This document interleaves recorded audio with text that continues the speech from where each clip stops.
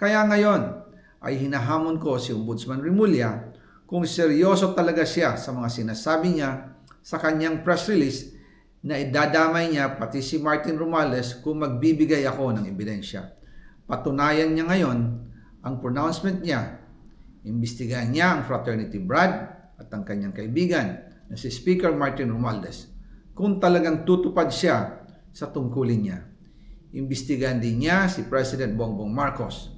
Sabi nga ni BBM nung SONA, let's do it right at mahiya naman kayo, hindi po ba?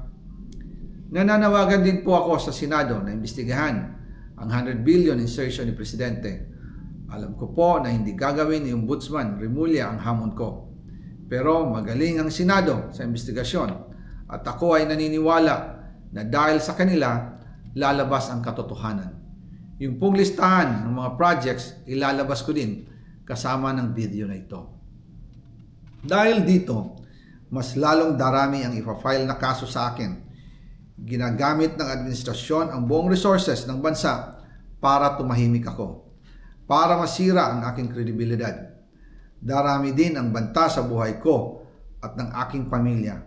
March 2025 pa lang, si Speaker ay nagpaparinig na sa akin sa aming meeting that he will shoot me if I will talk. At pagkatapos niyang sabihin sa akin in a phone call na, don't come home, we will take care of you, tumawag ulit si Speaker Martin at sinabihan niya ako na pag umuwi ako will be dangerous. Kasi they might hire someone to do a rob out on me or hire the police to kill me while in jail. Una pa lang ito sa magusto kong ibunyag. Marami pa akong dadalhin sa liwanag. Isa na dito ay yung kay Henry Alcantara, ang DPWH boys, ang sinasabi nilang halaga sa ICI ay 21 billion. Hindi po totoo yan. Ang totoong numero ay 56 billion pesos at yung pong halaga na yan ay kay Pangulong Bongbong Marcos at Martin Romualdez na punta lahat. Ilalabas ko po ang buong detalye sa darating na mga araw. Kaunting pasensya pa po. Sana po ay hindi nila ako mapatay bago ko mailabas ang lahat.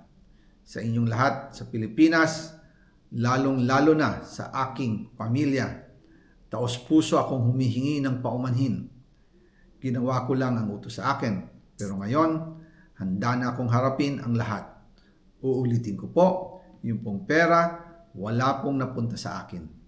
Dumaan lang po ang pera sa akin para i-deliver kay Speaker Martin Romualdez at Pangulong Marcos. Salamat sa inyong pag-unawa.